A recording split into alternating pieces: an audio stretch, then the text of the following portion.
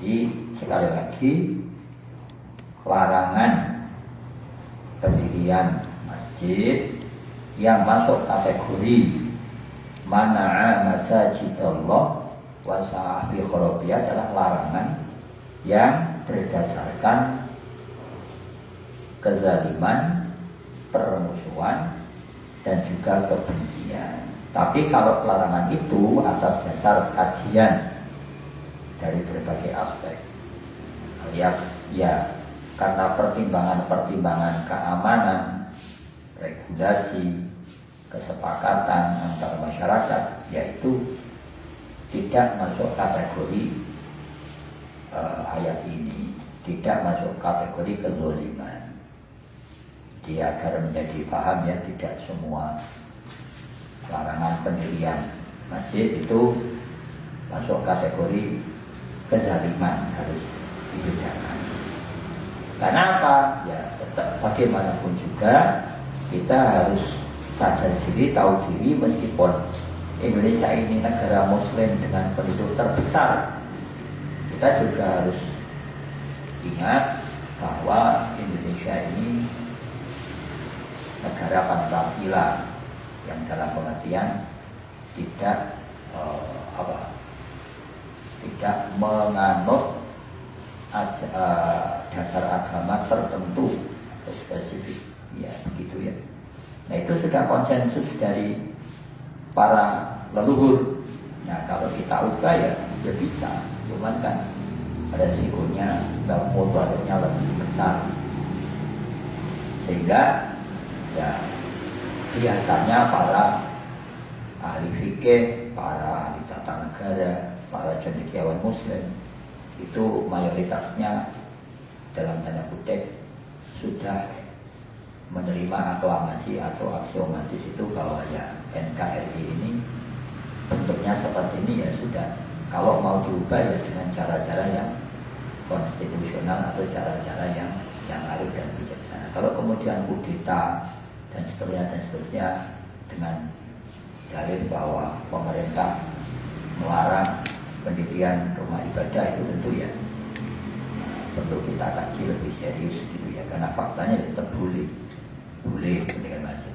Jadi bukan berarti semua keinginan umat Islam harus tercapai, karena sekali lagi ya itu tadi bahwa Indonesia ini sangat majmuk, dan ini sebenarnya tidak hanya berlaku di Indonesia, bahkan sekalipun di Saudi Arabia sekalipun juga mendirikan masjid itu juga tidak, kalau bahasanya wong Jawa, rasa nggon-nggon, tidak setiap tempat dan juga tidak setiap waktu.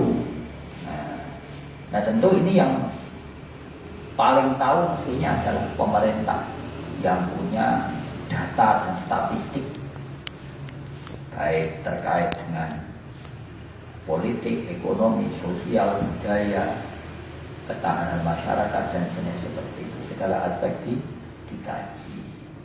Dan tentu kita ada MUI, kita ada Dewan Masjid, bahkan kita punya kabinet bayangan. Coba kurang apa ya toh? Menurut saya Indonesia ini sudah, bahkan mungkin demokrasinya sudah lebih demokratis daripada Amerika gitu. Kira-kira begitu. Jadi istilahnya kontrol publik, kontrol, ada media sosial, ya toh. Jadi sebagai berbagai bentuk kesewenang-wenangan, kezaliman itu dengan sangat mudah kita ekspos begitu ya. Jadi ya istilahnya apa? Paling susah memang menjadi muslim yang ya toh, tahu diri, mawas diri, menjaga diri, termasuk menjaga harga diri tadi itu yang penting untuk kita sampaikan, bahwa melarang pendirian masjid itu bisa masuk kategori larangan dalam ayat ini, tapi juga belum tentu begitu. Jadi tidak bisa secara otomatis kalau kita misalnya mau mendirikan masjid lalu tidak dapat IMB atau apapun begitu ya, itu bukan berarti kemudian kita ngamuk menuduh pemerintah melakukan kajian. Nanti dulu dilihat dulu, dikaji dulu dasar pertimbangannya apa, kan begitu ya toh. Karena ya Ini masalah sensitif. Bagaimana kalau misalnya izin mendirikan masjid itu diberikan, lalu yang lain juga ingin mendirikan rumah ibadah, bagaimana? Kan uri atau mungkin curang kalau kita boleh, ternyata mereka nggak boleh. Itu kan juga rasa keadilan itu juga penting, dan maka umat muslim harus melakukan kajian yang visioner. Visioner itu artinya mempertimbangkan aspek kedepannya bagaimana. Saya harus jelas dan tegas menyatakan bahwa mendirikan masjid itu sesuatu yang sangat mudah, sangat mudah. Kalau dibandingkan dengan mengisinya. Kebayang bukan sih kalau kita mendirikan masjid di mana-mana gitu. Tapi nggak ada yang ngisi, nggak ada yang memakmurkan. Di satu sisi nanti pengaruh agama lain yang juga mendirikan rumah ibadah, justru mereka lebih gencar. Maka kemudian tujuan mendirikan masjid yang tujuannya menyebarkan dakwah Islam malah menjadi kontraproduktif. Jadi istilahnya sama-sama mendirikan rumah makan, yang laris sono, itu kan agak serem. Nah sehingga kalau saya pribadi lebih cenderung untuk tidak mendirikan masjid. Ya mendirikan seadanya saja. Ya kecuali kalau memang di situ tidak ada masjid untuk jumatan, yaitu lain lagi. Tapi kalau kaitannya hanya untuk sholat jamaah atau apa, tidak perlu masjid. Karena apa? Kalau saya pribadi lebih fokus untuk mencetak kader masjid. Itu lebih penting dan lebih prioritas gitu. Karena apa? Kalau sudah ada jamaah, sudah ada komunitas yang cinta masjid, itu mendirikan apapun, mau musola, mau surau, mau masjid, bahkan masjid besar itu sangat mudah. Dan tidak sebaliknya. Dan tidak sebaliknya itu maksudnya masjid itu sekarang kan banyak yang sudah kosong. Bahkan kalau sekarang ya banyak sekolah yang belum tikar, bahkan merger. Sekarang juga ada masjid yang belum tikar atau merger gitu. Jadi lebih baik kalau mindset atau pola pikir umat Islam itu bukan berinvestasi di dalam wakaf yang mati, meskipun sangat bagus, dan itu ada hadisnya, ada dari man bana masjidan banallahu baitan fil jannah, hadis yang sangat populer dan insya Allah sahih minimal hasan seperti itu. Maka kemudian ya sering menjadi istilahnya apa, kegalauan atau kegelisahan banyak orang gitu. Umat Islam itu kalau menjual masjid dan kemiskinan itu paling laris. Infak masjid itu cukup, infak santunan fakir miskin itu juga cukup, nah yatim juga. Tapi kalau kemudian infak untuk kader masjid itu ya wallahu a'lam bishawab, padahal itu malah paling pokok. Kalau ada kader masjid, mereka bisa ngurusin masjid, bisa memakmurkan masjid, otomatis insya Allah ada kesalahan sosial, maka tidak ada yang namanya fakir miskin dan anak yatim yang terlantar. Orang bilang, oh tidak mungkin tak. Mengapa? Di Indonesia fakir miskin dan anak terlantar itu tidak mungkin hilang, tidak mungkin dihapus. Mengapa? Karena dipelihara oleh negara. Wah, ya itu kan ada itu pasal 29 ayat 1. Kita sendiri yang kemudian malah zalim atau sewenang-wenang memahami ayat ini. Itu kan ya jangan sampai lah. Nah, antara lain cara agar kita tidak melakukan kezaliman di dalam memahami ayat Al-Quran adalah dengan membaca sebab turunnya ayat ini. Yang dilakukan Titus itu memang permusuhan dan kebencian. Yang dilakukan oleh orang kafir Quraisy ya memang permusuhan dan kebencian. Maka kemudian jangan kemudian kita izin ke Pemda atau bupati gitu mendirikan masjid, nggak dikasih izin, Anda seperti Titus atau seperti orang kafir musyrik. Ntar dulu, ya kan seperti itu. Kalau dari sebab turunnya ini kan nanti jelas lugas ya, melarang begitu. Monggo ini kok ada anak-anak soleh ini, mau ngaji ada ya? Ya masuk aja, monggo. Assalamualaikum warahmatullahi wabarakatuh. Ya saya ulangi lagi gitu. Jadi sekali lagi sebab turunnya ayat ini terkait ada dua riwayat populer tadi. Yang pertama memang ada kalau istilah yang sekarang boleh mensrea, niat yang dimaksudkan, niat yang dimaksudkan. Ya maksudnya orang nyimpan emas 74 kg, ya toh, di kafe, kemudian dikunci, digembok, ditembak seperti itu. Masa cuman nggak sengaja itu, ya maksudnya gimana? Ya begitu pula tadi Titus Kaisar Romawi yang gendring, apa gendring bahasa Indonesia, melakukan perjalanan jauh dari Romawi ke Baitul Maqdis itu kan kalau memakai hitungan geografis dulu ya kurang lebih mungkin sekitar 2000 km mungkin, intinya jauh, membawa pasukan pula, dan faktanya begitu, menghancurkan Baitul Maqdis. Masa nggak ada mensrea, masa nggak ada niat yang itu satu. Nah kemudian orang kafir musyrik itu jelas, loh, kan Rasulullah sholat, ya beribadah, kan bahasa egonya kan nggak merugikan orang-orang musyrik. Dalam pengertian kalau kita bicara materi, baik kecuali mohon sewu, Rasulullah di masjid ya misalnya jualan baju bekas gitu, misalnya atau apalah, ayam atau apa begitu. Yang mana di situ di samping Masjidil Haram itu orang-orang musyrik jualan kayak begitu. Itu kan jelas yang namanya mengganggu atau merugikan ekonomi. Lah itu kan ya beribadah, lakum dinukum waliyadin. Bahwa kemudian Rasulullah berdakwah mengajarkan nilai-nilai keislaman yang bertentangan dengan kaum musyrik, itu kan pemikiran, keyakinan, pemahaman, pengetahuan, ilmu. Mestinya kan balasannya itu sepadan. Ilmu dibalas dengan ilmu, pemahaman dibalas dengan pemahaman. Tapi kalau kemudian pemahaman dibalas dengan anarkisme tadi itu, ya toh, melarang Rasulullah dan kemudian dihalang-halangi secara fisik, ya, bahkan diancam dengan pembunuhan. Ini kan tentu sudah memang masuk kategori kebencian dan permusuhan, begitu. Nah sehingga Bapak saya muliakan, penting untuk kita sampaikan dan selalu kita sampaikan dan selalu kita ulang bahwa menukil pendapat Ibnu Taimiyah, gitu, ma'rifatus sabab yudhiru bi ma'rifatil musabbab au amakon. Mengetahui sebab turunnya ayat itu berkonsekuensi kepada lebih memahami maksud dari kenapa ayat itu diturunkan.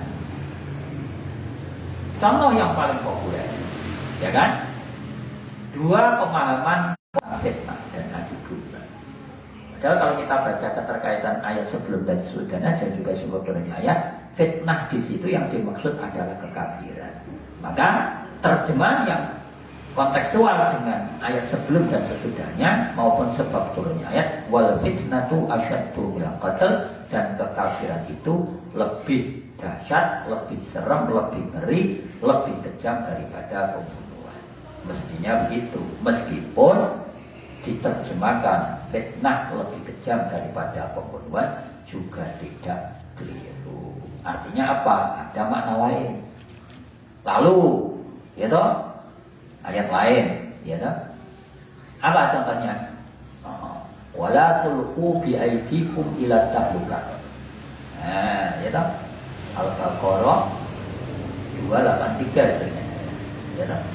Yang sering diterjemahkan, dan janganlah kalian menjurumuskan diri kalian kepada kehancuran, yang sering dipahami sebagai larangan bunuh diri, atau misalnya melakukan sesuatu yang membahayakan keselamatan jiwa. Betul, secara penerjemahan harfiah, arti kamus, dan boleh dipahami begitu. Mengapa boleh dipahami begitu? Karena memang makna tekstualnya seperti itu. Tapi kalau kita kemudian baca sebab turunnya ayat, maka akan ada pemahaman yang lebih tepat. Bermula dari saat itu kaum muslimin seingatnya menang perang Badar. Intinya menang peperangan. Lalu kondisi umat muslim mulai kuat, stabil, mapan gitu. Lalu kemudian ada, anggaplah apa, panitia donasi, apa sih, gerakan sedekah Jumat atau apalah, intinya begitu. Kira-kira kalau di Indonesia gitu. Monggo-monggo yang mau infak untuk kemajuan, kekuatan, kejayaan umat muslim. Lalu banyak orang menyampaikan, buat apa? Wong kita ini sudah menang perang, sudah mapan, sudah kuat, sudah stabil kondisi kita. Buat apa kok mikir perang? Nah, maka turunlah ayat itu. Wala tulqu bi aydikum ila tahluka. Maka tahluka di sini kemudian sesuai sebenarnya ini dimaknai bakhil.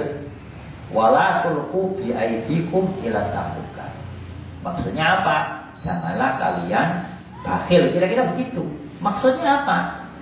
Nah, keterkaitan sebab turunnya ayat dengan maknanya adalah kalau kalian itu bakhil, maksudnya enggan untuk berinfak dengan dalih bahwa umat Islam sudah kuat, sudah mapan, sudah istilahnya jaya, maka ingatlah bahwa dunia ini berputar. Boleh jadi musuh mempersiapkan penyerangan secara lebih kuat, lebih besar, lebih terstruktur, sehingga kalian tiba-tiba nanti suatu ketika diserang, kalian akan hancur. Nah, itu tentang strategi planning. Maka kemudian ya loh, banyak ormas, lembaga, negara atau apapun itu merancang Indonesia 2045 menuju Indonesia emas gitu ya. Dan ini bukan wacana, Bapak Saudara. Ini insya Allah terbukti. Wong 2026 aja sudah ditemukan emas 46 kilo ya. Jadi kan kurang, tinggal kurang berapa jauh ini Indonesia emas. Kita menuju 2045 kan masih berapa berarti? Sekitar 11 tahun ya? Berapa gitu? 19 tahun. Jadi kan besok nanti ditemukan lagi berapa? Sampai paling mana nanti? Masya Allah itu. Iya toh. Tiba-tiba di Pulau Rogo ditemukan emas gitu kan. Iya banyak emas-emasan. Di sawah apalagi banyak tengkelai gitu kan. Nah jadi bahasa muliakan wala tulqu bi aydikum itu makna yang kontekstual dengan sebab turunnya terkait dengan memikirkan masa depan. Nah maka kemudian di An-Nisa juga ayat 13 ya. Ayat 10 ya, wal yakhshal ladzina law taraku min khalfihim dzurriyyatan dhi'afan khafu 'alaihim. Hendaknya orang-orang itu khawatir meninggalkan zuriyah, tegak turun, generasi penerus dhi'afan yang lemah dari segala aspek, maka menggunakan nakiro, lemah fisik, lemah mental, lemah dan seterusnya. Loh, kemarin itu yang di share Pak Tony atau siapa, saya kurang tahu, gitu. Saya bacakan, karena ini penting terkait dengan tadi masjid tadi. Gitu. Saya ingat saya sih bisa sama Pak Tony terkait dengan janji. Ayo, benar.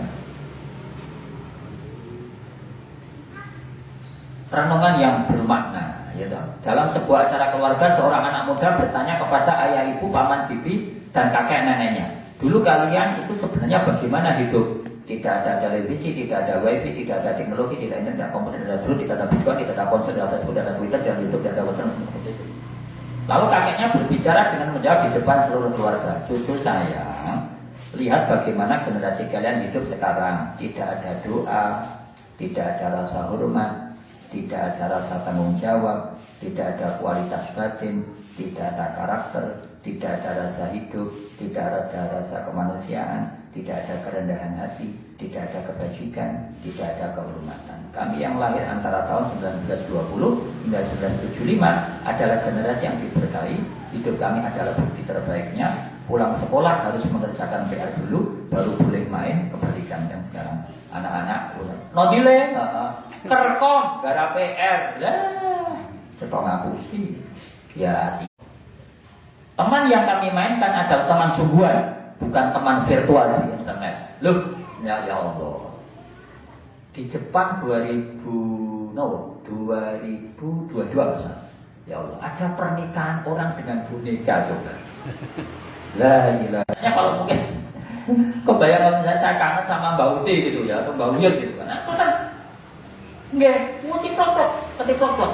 Ya mau bedanya yang mau tadi itu, nggak ada rasa tadi itu. Rasa Simba itu kan, tapi kok beda ya? Ya itu tadi, ya emangnya kita bikin Allah dibandingkan dengan manusia. Kami membuat mainan sendiri, kemudian bermain sendiri. Orang tua kami tidak kaya, yang mereka berikan adalah kasih sayang dan pendidikan, bukan uang atau barang. Lalu sekarang anak dikasih ATM, lalu dan sebagainya, HP atau modal, tak kuotanya kondole. Kami tidak pernah punya ponsel, laptop, DVD, PlayStation, Xbox, konsol, semua opos yang ada nggak baru.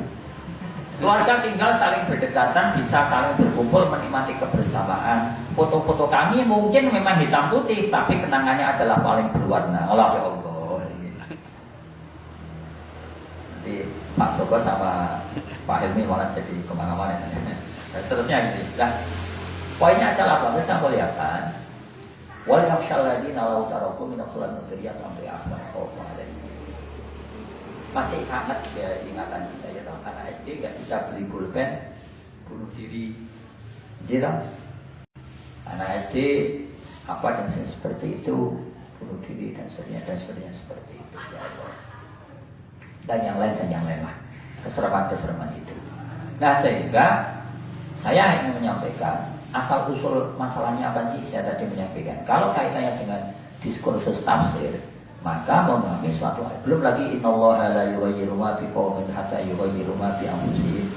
Itu yang saya juga diterjemahkan dengan determinism atau qadariyah dan seterusnya, karena tidak membaca sebab turunnya ayat. Nah, kita itu juga penting untuk memahami Al-Quran dengan memahami sebab turunnya ayat. Meskipun yang berlaku menurut mayoritas ulama adalah kaidah al-ibratu bi umumil lafzi la bi khususis sabab.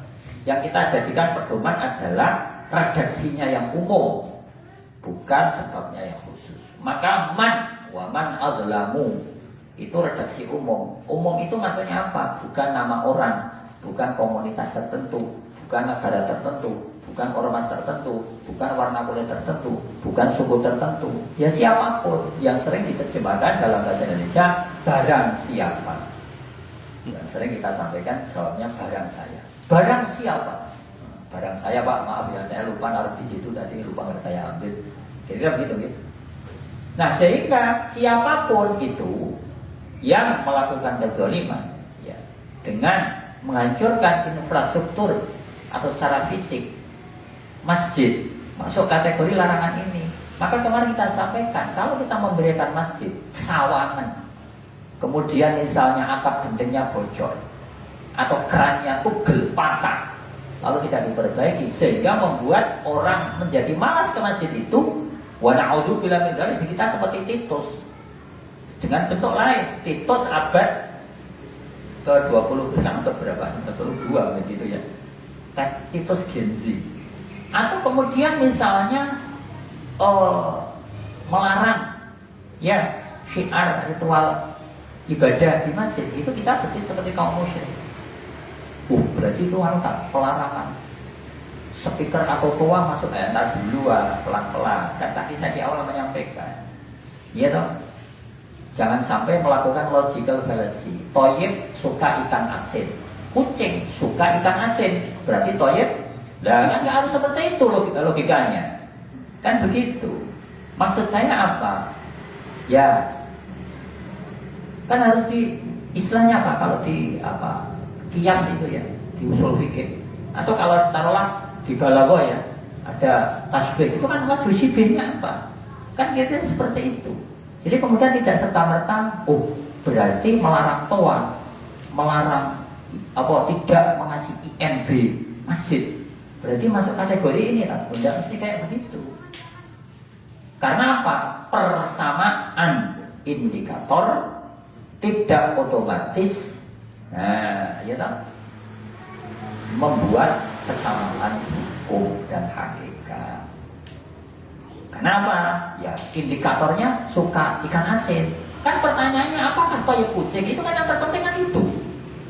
Nah, apakah larangan mendirikan masjid itu ada mensrea, niat dan maksud yang sebagaimana dilakukan oleh Titus dan orang kafir musyrik, yaitu kebencian dan permusuhan? Kan nggak harus gitu. Boleh jadi pertimbangannya karena faktor yang tadi saya sampaikan. Kebayang buatan sih yang tadi sebelum Bapak Ibu rawuh saya menyampaikan. Ya dong.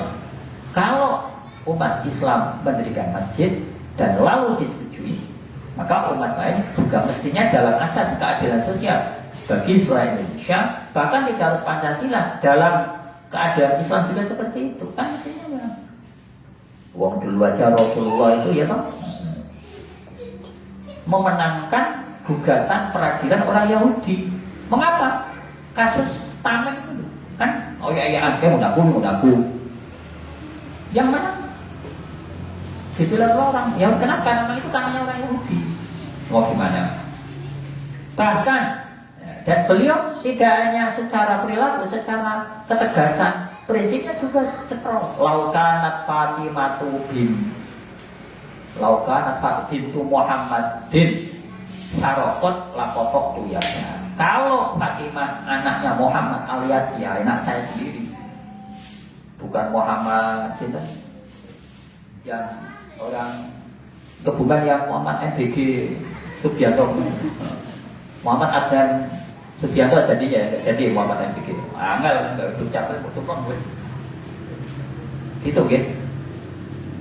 Mencuri pasti akan aku itu ya bapaknya si ya Muhammad ya Rasulullah sendiri yang akan memotong tangan, bukan KPK atau kejaksaan atau polisi gitu.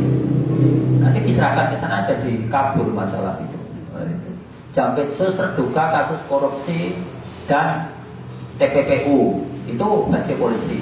Serahkan kejaksaan, korupsinya hilang, tinggal TPU aja. Terus jadi nggak jadi korupsi pak? Lebih. Rasulullah sendiri yang akan mengeksekusi. Lakotok tuyada. Kurang apa juga. Nah jadi yang ini saya tegaskan adalah apa? Kembali kepada tadi ya, asal muasalnya ya. Kembali ke laptop kalau kata ya. Memahami ayat suci Al-Quran itu juga harus pakai ilmu sebab turunnya ayat, kemudian balaghah, usul fikih, macam-macam yang dirumuskan oleh Imam Asy'uti dalam kitab Al-Itqan ada 15 ya toh. Karena apa? Kalau hanya berdasarkan terjemahan itu ya akan terjadi pemahaman-pemahaman ya tadi itu bisa keliru, bahkan naudzubillah menyesatkan, sehingga kita kemudian Pak mohon izin mau dekat masjid enggak ulah Bapak boleh seperti Titus kalau begitu.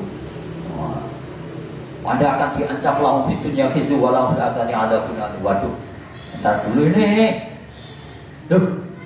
Dari Anda, saya pengajian Al-Sasar pagi loh, saya sudah 8 tahun ikut sejak awal. Bahkan kajian belum ada saya sudah hadir. Lu hadir di mana? Ya, di tempat itu.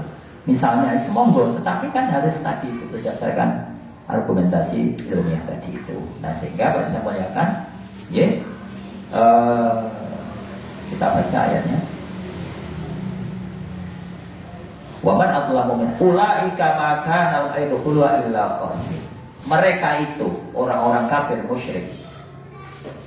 Atau kalau kita kembalikan kepada seingat saya Titus itu berarti 300 sebelum Masehi. Artinya apa?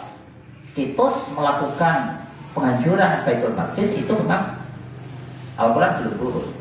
Jadi kalau nanti ada orang bertanya, Ustaz, kok nyambungnya ke Titus? Bukannya Titus itu setelah Al-Quran turun gitu? Oh ya udah, sebelum jauh dong.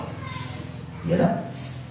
Oke, nah jadi bagi mereka ulaika baik Titus yang menghancurkan bangunan infrastruktur fisik masjid maupun orang-orang musyrik yang menghancurkan roh ritual pelaksanaan ibadah ya itu mestinya maka nalahum ayatul illa mereka orang-orang musyrik tidaklah memasuki masjid kecuali orang-orang yang takut. Nah ini saja juga kalau kita pahami secara harfiah akan menimbulkan mungkin juga sebenarnya kebingungan gitu. Berarti mafhumu kholaka pemahaman kebalikannya. Orang-orang musyrik itu boleh masuk masjid kalau takut. Kan kira begitu ya. Mereka itulah orang-orang yang tidak masuk masjid kecuali dalam keadaan takut. Berarti kalau takut boleh. Kan kira begitu ya. Nah, maka kita juga perlu merujuk ke bagaimana para ahli tafsir menjelaskan.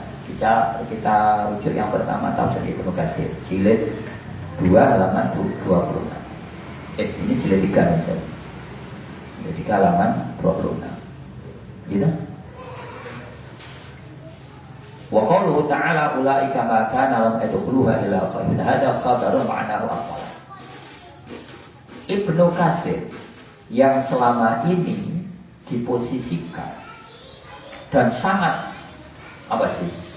dipegang kuat oleh para pendukungnya sebagai ahli tafsir genre atau model mazhab riwayat, ternyata juga tetap menggunakan riwayat diroya, argumentasi logis ilmiah, tidak melulu riwayat. Maka beliau memahaminya secara balaghah, hadza khabarun ma'nahu aqwala.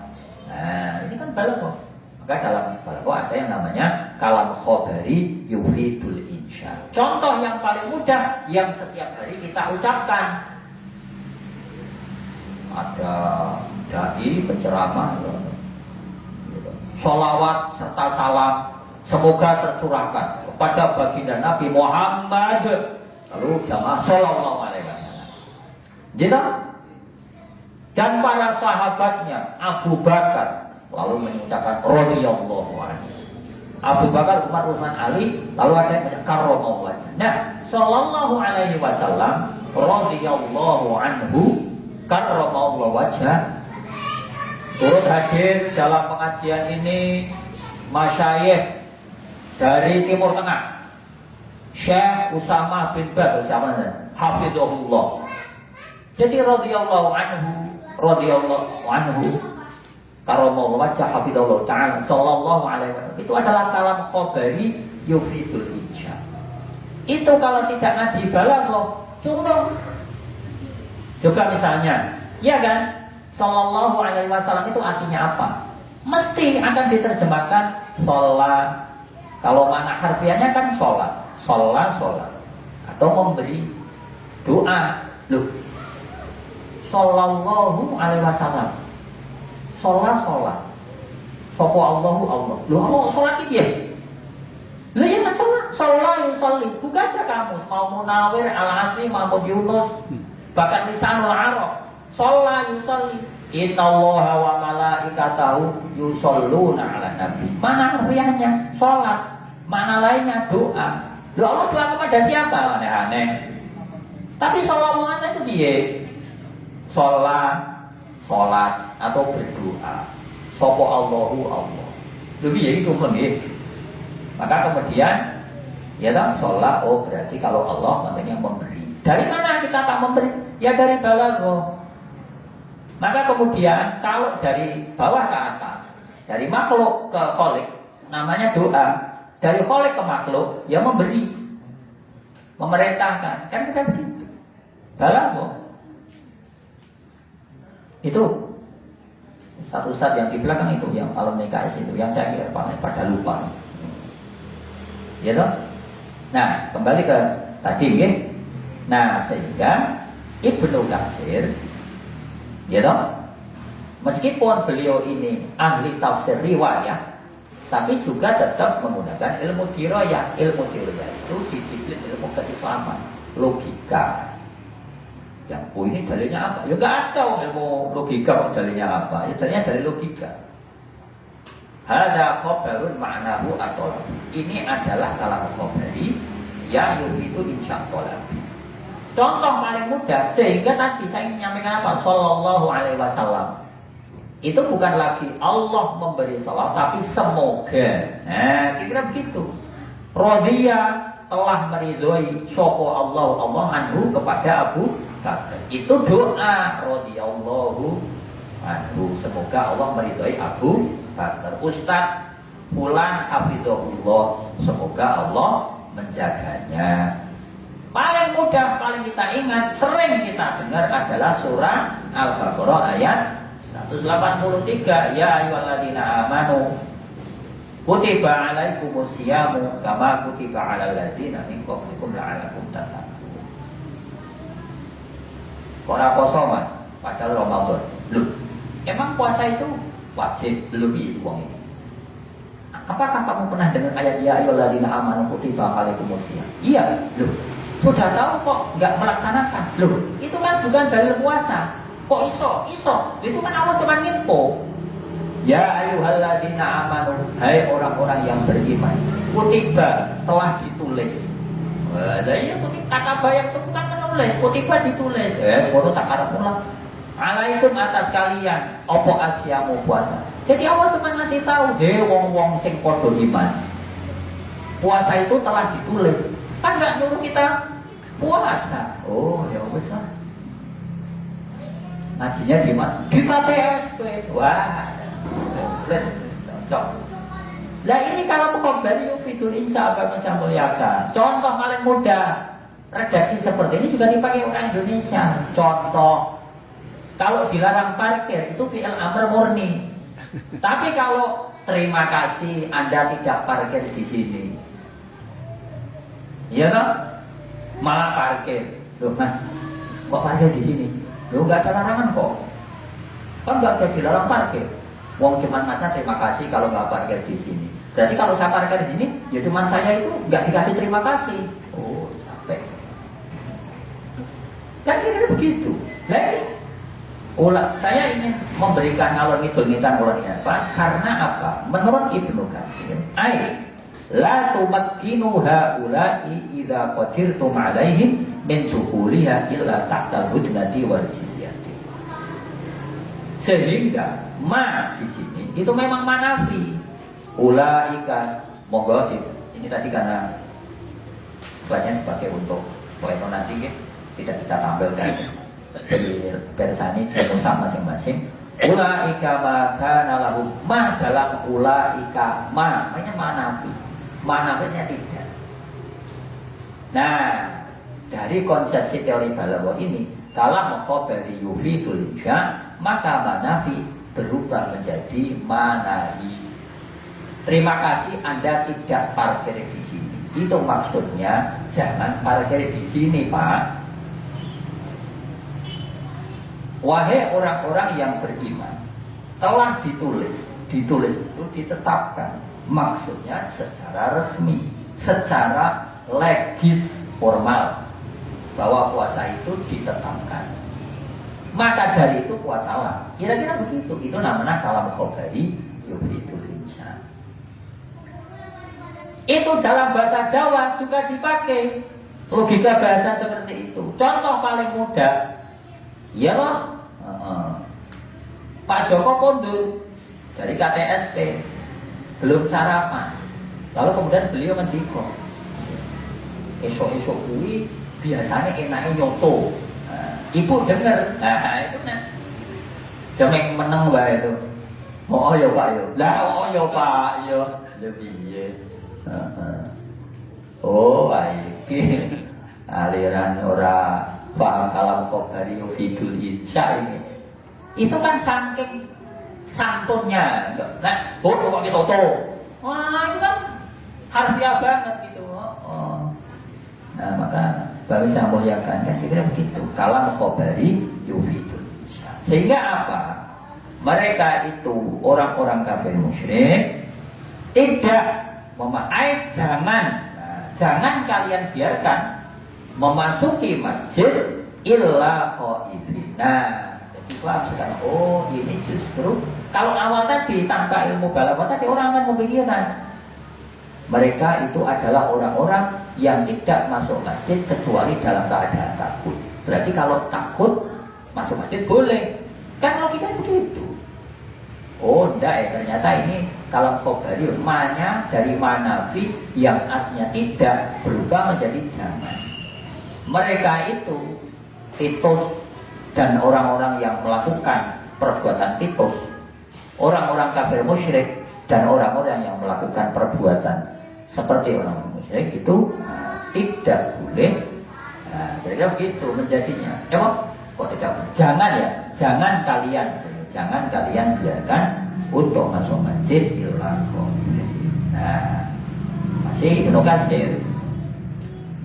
Walihada lamma fataha Rasul. Oleh sebab itu, ketika Rasulullah Shallallahu Alaihi Wasallam membuka kota Makkah, amara minal adil qabil fi sanatis awyunati bilhabimina. Ya tak? Menyampaikan bahwa tahun depan, ya, itu insya Allah kita akan istilahnya memasuki ini. Itu istilahnya semacam paling mudah. Ya, mestinya misalnya ya, kajian distribusi bantuan untuk ojol. Misalnya bahwa biasanya ada semacam kayak moto atau tagline gitu. Misalnya 2045 ojol dapat emas kilo gitu, ya gitu misalnya gitu. Itu juga kalam khobari yufidul insya. Artinya wahai orang-orang yang baca itu, maka wujudkanlah moto itu. Ya kayak misalnya Indonesia emas, itu kan kalam khobari yufidul insya. Redaksi informatif tapi bermuatan perintah atau harapan, ide visi, kan kira begitu. Paling mudah lah, ya toh. Pak Helmi sama ibu kondur, terus di jalan, misalnya ibu, Pak, warung makan Pak. Itu kan kalau khobari ngasih tahu itu rumah makan. Oh ibu, aku tulisannya yuk, iya. Tapi setelah itu, kan aneh, Pak rumah makan, ayo makan kan begitu, logikanya kan begitu. Nah, ini juga seperti itu, bahasa kalam khobari yufidul insya tolabi, redaksi informatif yang bermuatan afirmatif, bisa interrogatif, bisa edukatif, bisa persuasif dan seterusnya. Maka redaksi balaghahnya waqad takhruju. Ya toh. Afrodul khabari apa namanya? Waqad siyabul khabari. Waqad takhruju siyabul khabari li aghdadil ukhra bla bla bla. Contoh paling mudah, ayatnya banyak. Sayyidah Maryam, Hana, Sayyidah Hana, istrinya Imran, alias ibundanya Sayyidah Maryam, hamil, lalu melahirkan Sayyidah Maryam. Itu, qala ini wada'tuha unsa. Makna harfiahnya, setelah melahirkan, qala ini Hana, ibunya Sayyidah Maryam, wadul menyampaikan kepada Allah, ini wada'tuha unsa. Sesungguhnya aku telah melahirkan seorang anak perempuan. Tidak tepat di mana informasi. Bagaimana informasi? Yang diberitahu Allah yang Maha Tahu kok. Maka maksud sesungguhnya aku melahirkan bayi perempuan itu bukan lagi ngasih tahu, tetapi kayak ya cewek.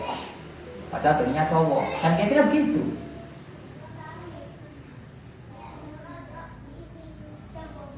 Contoh yang paling sering. Tanggal 1 biasanya belum gajian ya. Meskipun ada ya biasanya akhir bulan seperti latihnya Juni Iskandar gitu.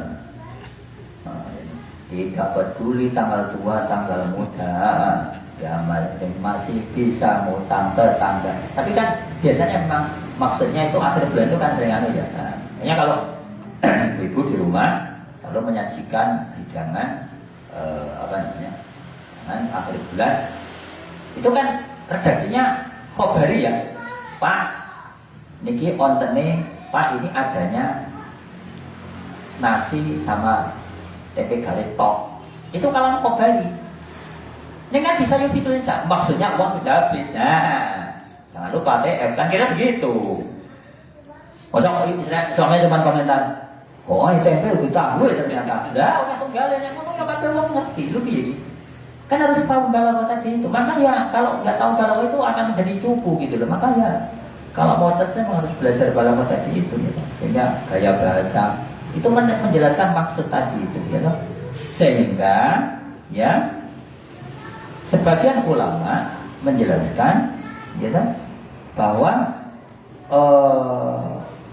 inna hadza bisyaratun minallahi lil muslimina Maka sebagian ahli tafsir menjelaskan bahwa ayat ini meskipun secara harfiah diterjemahkan sebagai redaksi informatif, tapi mengandung makna tersirat alias tidak langsung sebagai berita gembira dari Allah terhadap umat Islam, annahu sayudhiruhum alal masjidil haram, bahwasanya Allah akan membuat umat muslim memenangkan, menguasai Masjidil Haram wa ala sa'iril masajidi, dan seluruh masjid. Tapi belum, Masjidil Aqsa kan masih seperti itu. Bahkan info terakhir, ya toh, yang sholat di sana masa para tantuk itu, gitu kan. Umat Islam kan nggak boleh sholat di situ, ya toh. Wa annahu yudhillu al musyrikina lahum hatta la ya'mal haram. Sehingga ini sebentuk optimisme dari Muslim sudah di kira-kira mana tidak langsungnya. Saya dalam hal ini Allah Subhanahu wa taala maksudnya dalam tafsir ini ya. Saya sudah menjamin bahwa kalian itu nanti akan saya. Nah, sekarang tinggal kalian bagaimana merealisasikan. Masuk apa-apa harus saya. Kebayang boten sih nambal ban harus Allah. Duh ya. Lu lagi gimana? Wah, dua. Ya Allah, Engkau maha kuasa dan maha segala. Tambalkanlah dan kami. Lebih ya Allah, Engkau maha kuasa. Loh, ya Allah, kurang apa doanya umat Islam untuk membebaskan Masjidil Aqsa gitu loh. Setiap detik dan seluruh alam semesta umat Muslim mendoakan itu. Tapi ya tetap seperti itu. Ya toh? Bahkan menjadi kita renungan, khususnya golongan sunni, ahlu sunnah wal jamaah. Makanya kita entah menuduh, entah melabeli Syiah itu agama lain, Syiah itu sesat, bla bla bla seperti itu. Tapi kalau secara kasat mata, meskipun mata zohir itu bisa tertipu ya, tapi poinnya kan yang paling getol paling malah Iran lebih ya. Maka kemarin muncul pertanyaan, geger kemarin. Rudalnya negara Sunni itu dikemanakan, kok malah buat perang sendiri-sendiri gitu loh. Kan kalau kita bicara data, berapa triliun keluar anggaran Iran untuk nyerang Israel dengan itu kan ya ada yang itu perang-perangan ya monggo lah. Tapi kan poinnya, siap coba berita pemerintah Mesir atau Saudi Arabia atau Indonesia meluncurkan rudal ke Tel Aviv. Nah, kalau ada beritanya, tolong saya di-share, monggo. Yang ada ya dulu Indonesia hanya Malaysia gitu kan. Terus kemudian Mesir ribut sama Libya, ya dong, Suriah. Bahkan info terakhir Presiden Suriah membuka opsi hubungan diplomatik keamanan dengan Israel. Kurang opo aja. Komplit.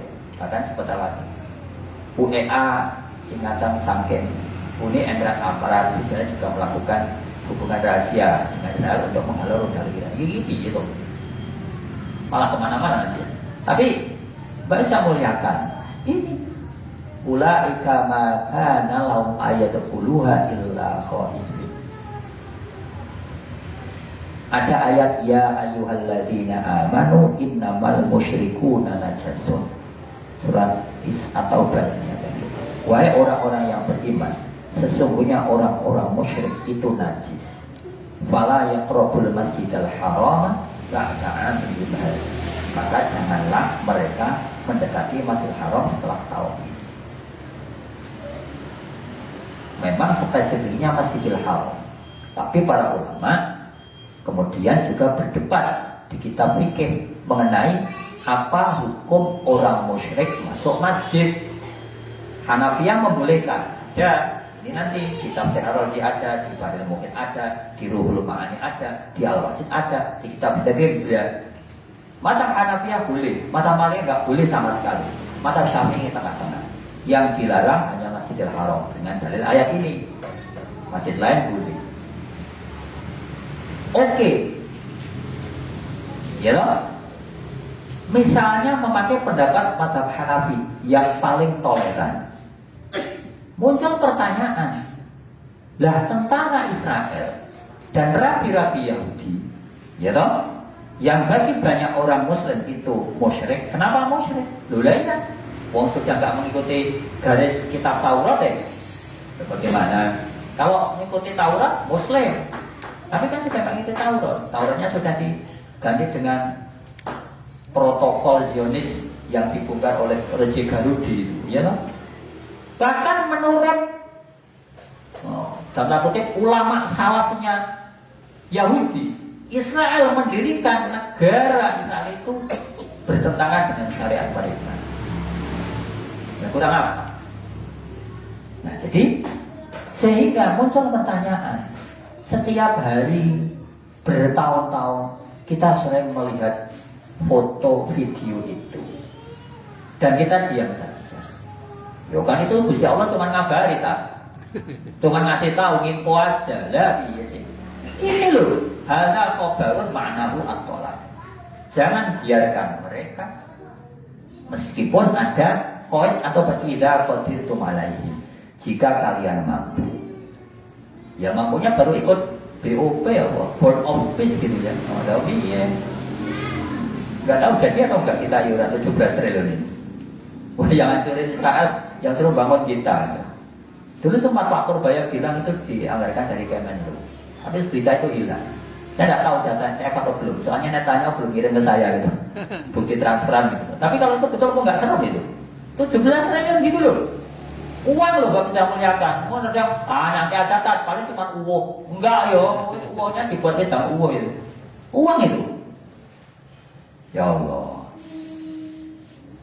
Sementara ada anak kita beli pulpen aja nggak bisa. Ya Allah. Di Bali loh. Bapak-bapak nyuri ayam, digebuki sama warga, mati. Anaknya nangis.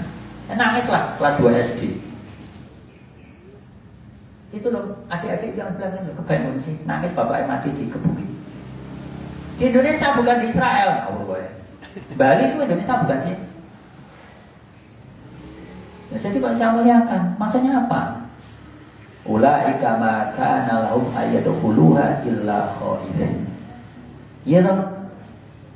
Kalau kalian mampu, tapi ya kita memang baru seperti ini, mau gimana lagi? Urus warganya aja kayak begitu ya toh. Ikut BOP itu. Saya cuma sama Donald Trump sama Netanyahu ya cuma. Sokong. Dan kira-kira begitu. Wah, jenderal tahu nggak? Anu kuat. Ya di negara kamu seperti inilah. Mesir aja loh. Mesir juga bisa punya oktagon. Alam tarokai pak.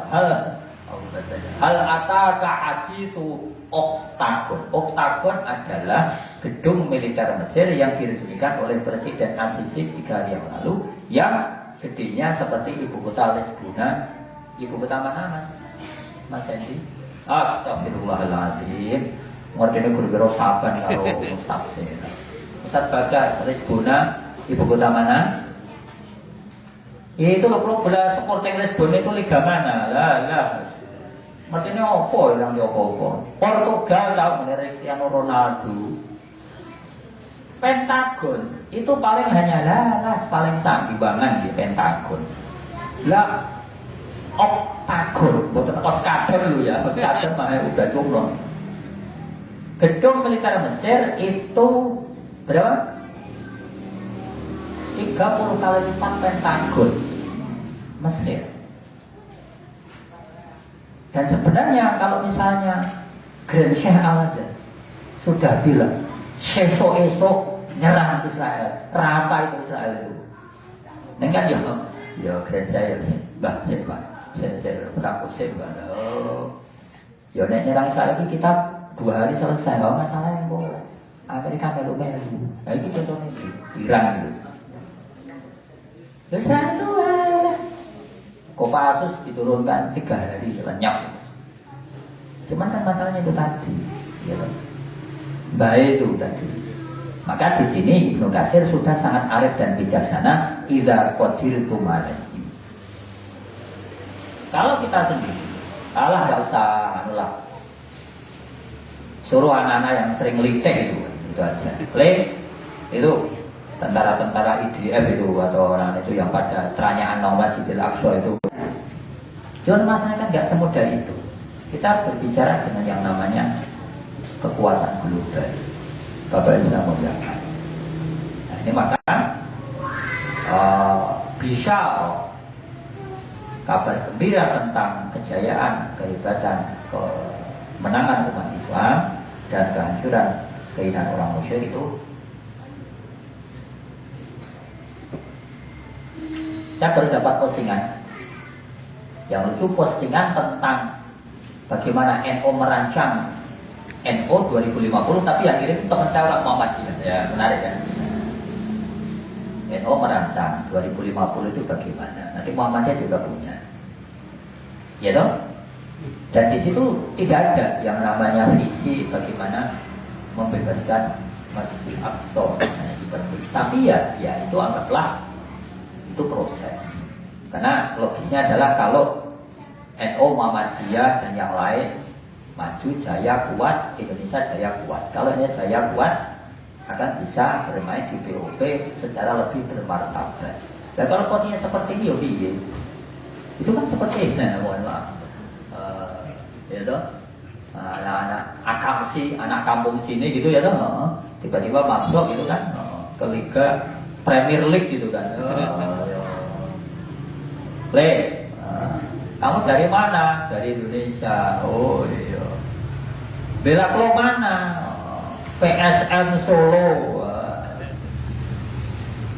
Ya saya tahu geng Solo, tapi kalau teman PSM masuk nong Premier League ya pose, semua itu ada prosesnya lah. Premier League gitu loh, Liga Italia jangan kan diterima, apalagi Premier League. Maksudnya adalah ya dunianya harus kita pahami.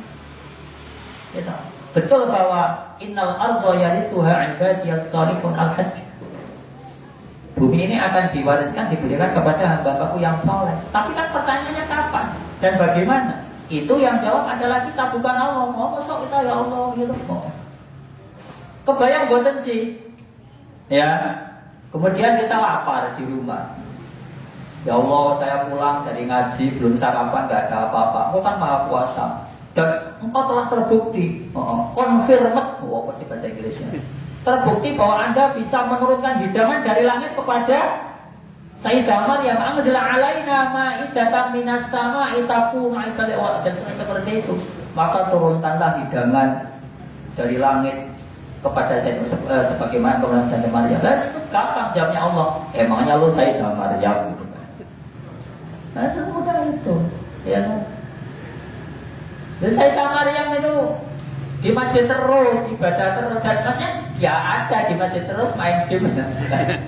Ada nyari tab dengan wifi, ya kurang apa kepada jalan. Jadi saya tak, ya Allah. Jadi kan kadang-kadang kita ini uri itu curang, minta diperlakukan sebagaimana Sayyidah Maryam, mau buka lemari langsung ada, ya toh, dan seperti itu, tapi perilakunya kan, ya saya salah-salah kalau istrinya Abdullah, kok nggak serem itu. Ya toh, wa imra'atuhu hammalatal hatab, ya Allah. Na'udzubillah min dzalik. Jadi sekali lagi saya muliakan, ya, ulaika ma kana lahum ayadkhuluha illa khalidin. Ini sekali lagi adalah, dan ini juga diamini oleh Fakhruddin Ar-Razi, kemudian dilanjutkan oleh Al-Alusi, bahwa penafsiran seperti ini itu tidak hanya Ibnu Katsir saja yang berpendapat gitu ya, tapi ulama-ulama yang lain juga bahwa ini adalah kalam khabari yufidul insya. Redaksionalnya itu informatif, tetapi memiliki kekuatan atau muatan pesan. Mereka itu adalah orang-orang yang harusnya jangan kalian biarkan masuk menginjak-injak masjid kecuali dalam keadaan takut. Mau masuk aja sudah ada rasa sungkan, takut. Wah, ini tempat suci orang Muslim ya. Ya toh? Nah itu maka kemudian apa? Ini secara tidak langsung kan agar kita kuat. Kalau umat Muslim kuat, bisa menjaga masjidnya dari kehancuran fisik maupun kehancuran rohani. Tapi yang terjadi adalah orang-orang musyrik, orang-orang Muslim itu tidak perlu melakukan seperti yang dilakukan Titus. tidak perlu melakukan yang dilakukan orang kafir musyrik. Mengapa demikian? Karena masjid sudah dihancurkan sendiri oleh umat Islam. Mau gimana lagi? Sudah iya, kan tadi saya sampaikan. Ya toh, sudah tahu gendengin jebol, tidak dipikirkan minimal. Syukur-syukur dipikirkan, lalu kemudian dieksekusi. Kan kira-kira begitu. Banyak takbir masjid ngeluh yang azan siapa. Kan ada yang namanya yang disebut sebagai takbir hanafi, muazin sekaligus iqamat, imam yang mau buka masjid, nutup masjid, nyari dana, kurang apa gitu. Jadi baik, saya muliakan, monggo. Itu ngawur gitu, bukan jam 7 ya, itu sudah setengah 8, bulan setengah 8 kurang 5. 7.25. Ya Allah, reda kok setengah jam mau. Monggo. Jika ada Pak Sukis, monggo. Terima kasih Ustaz. Apa ya? Setelah membaca Al-Baqarah 114, justru saya yang merasakan itu apa namanya, di masjid-masjid itu seperti yang terakhir Ustaz sampaikan. Ya. Jadi artinya saya kok merasa cemas. Ya. Cemasnya karena apa? Jarang masjid itu dikelola dengan secara profesional. Maksud saya adalah tadi angabai tadi. Sementara ini, kalau ini terus-terusan berlanjut, artinya tidak mungkin. Kalau selama ini yang bisa kita lihat adalah Guru Karyan yang sudah menjadi apa namanya, role model. Ya. Nah, tapi di masjid di kampung-kampung itu kan, saya kan kalau ya masjid ora resik, Al-Quran itu kemudian tempatnya juga, toiletnya juga enggak. Nah inilah yang menjadi perhatian kita semua, bagaimana supaya membangkitkan emosi umat Islam. Masjid itu adalah rumah Allah, supaya kita kelola dengan cara profesional. Saya kira itu mungkin. Ya, baik. Termasuk ya masjid-masjid yang tadi disampaikan Pak Sukis ya, karpet atau tikalnya jadi setiap satu abad, bukannya hanya kalau 4 tahun dari Hijriah dan sebagainya dan seperti itu kita harus menunggu saja. Itu mungkin mereka sedang ingin meniru jejak Rasulullah gitu. Dalam tanda kutip maksud saya gitu ya. Ya yang mungkin dulu zaman Rasulullah itu kan nggak ada tikar, nggak ada jelek-jelek, ini udah mesra nggak ada. Kita akan bisa merasakan bagaimana penderitaan Rasulullah mungkin gitu loh ya. Tapi ya saya muliakan, sebenarnya teorinya umum saja sih, tidak hanya terkait dengan masjid, ya semuanya, selokan, gitu, sampah, gitu.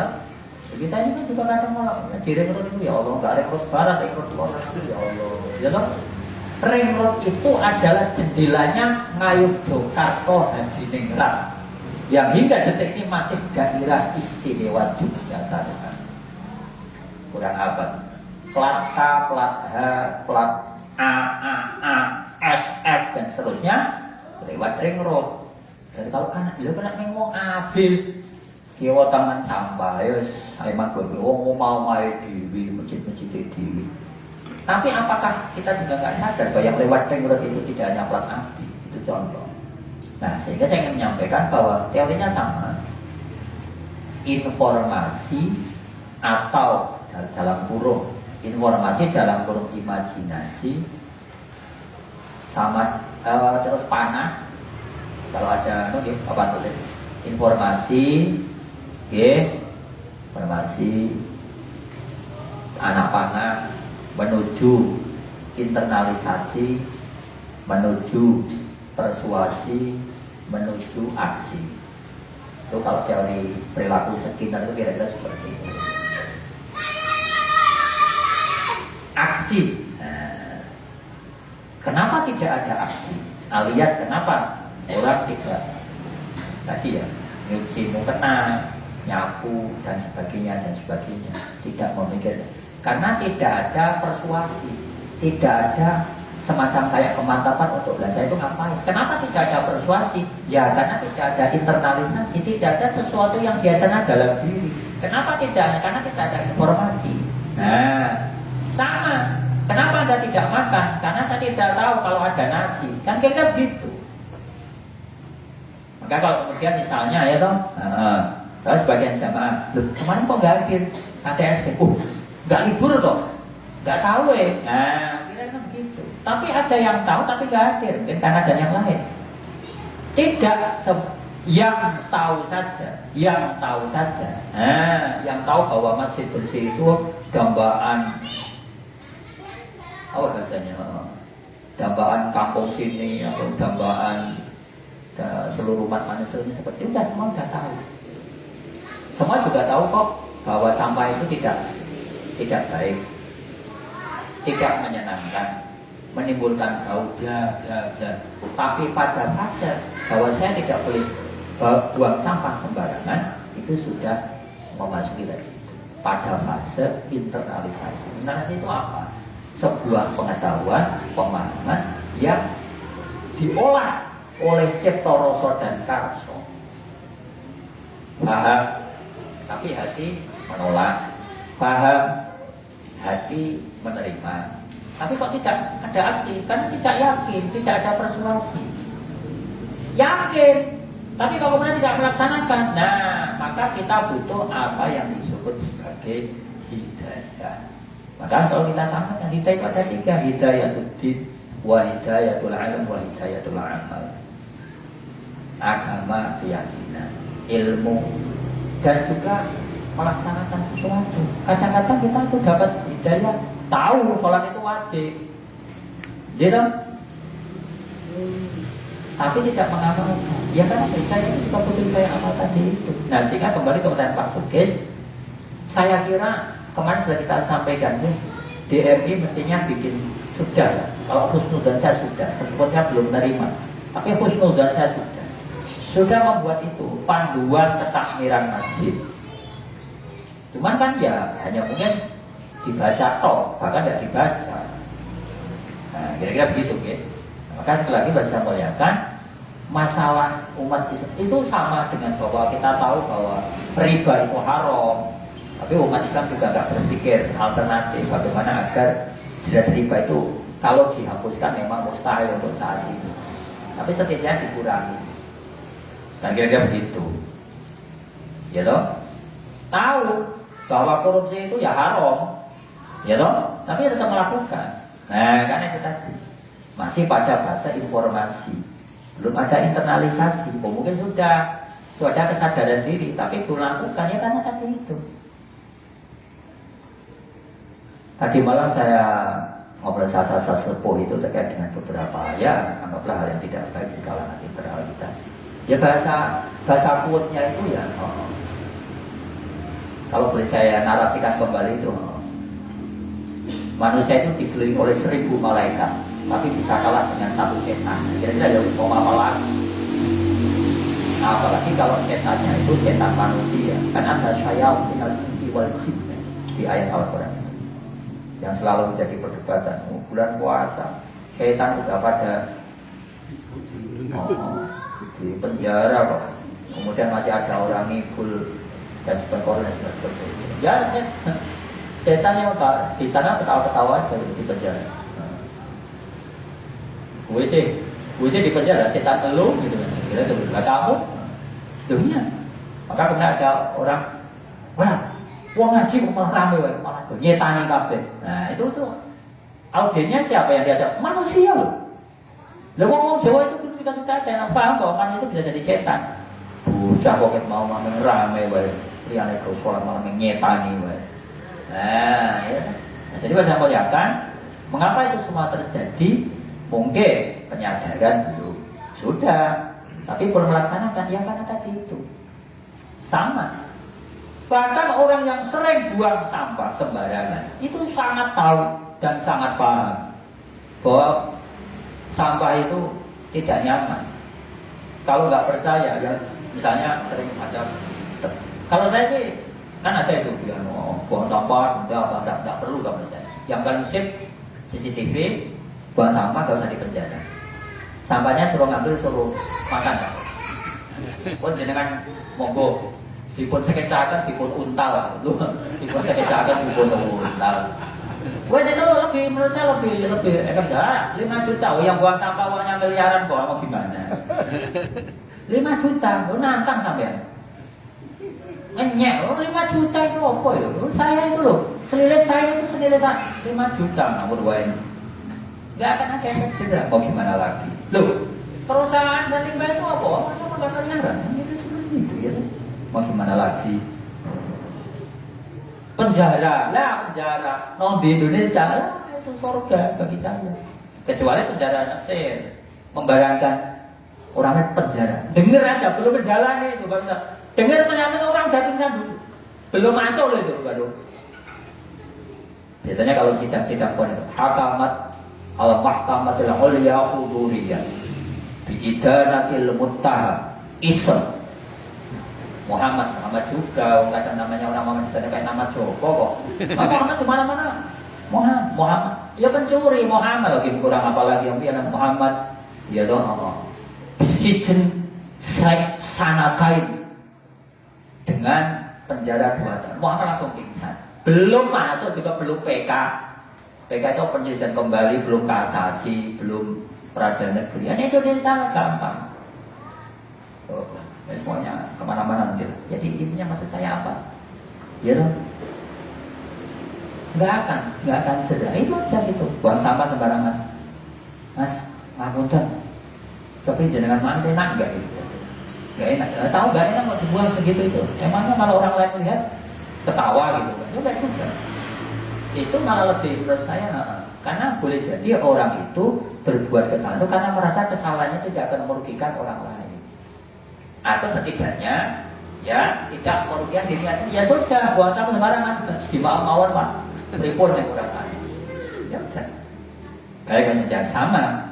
Kalau orang saya melihatkan, mestinya ketika simba-simba mulai bingung, kok sing azan ora ono, kok kemudian masjid dulu itu 10 shop, 20 shop tinggal 1 shop.